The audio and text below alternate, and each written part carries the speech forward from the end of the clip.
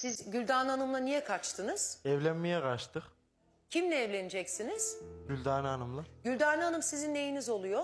Kaynanam oluyordu. Yani nişanlınızın annesi. Evet. Hiç utanmıyor musun oğlum kendinden? Yok ablacığım. Hiç utanmıyorsun. Utanılacak ne var ki yani? Ne demek?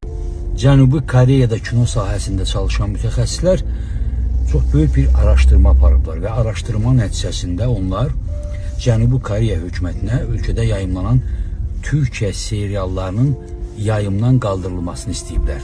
Səbəb kimi Türk seriallarının Cənubi Koreyalıların psixologiyasını pozduğunu, onları əxlaqsızlığa sürüklədiyini önə çəkiblər və bunu təbii ki, faktlarla sübut ediblər.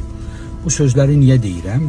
Bilirsiniz ki, artıq bir həftəyə yaxındır Türkiyədə 21 yaşlı gənc oğlanla 49 yaşlı onun sevgilisi olan qaynanası haqqında baş verən olay gündəmdən düşmək bilmir. Hətta ötən gün artıq onları həbsdə etdilər və qaynanasının hamilə olduğu da bəlli oldu.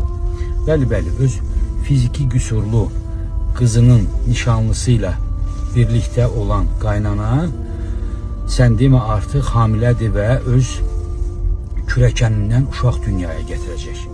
Bir daha deyirəm, oğlanın 21, qadının 49 yaşı var və qadını efirdə dindirdiyi zaman aparıcı qadın bildirdi ki, soruşur ki, siz bu işləri necə törətdiniz, niyə etdiniz? Bildirir ki, biz diziləri seyr etdik. Yəni seriallara baxdıq. Buna görə Türk seriallarının uzun müddətdir Azərbaycan insanının da mənəviyyatına çox ciddi mənfi təsir göstərməsi haqqında sosial şəbəkələrdə daim demək paylaşımlar edilir. Ondan dolayı mən bu videonu çəkməyi özümə borc bildim.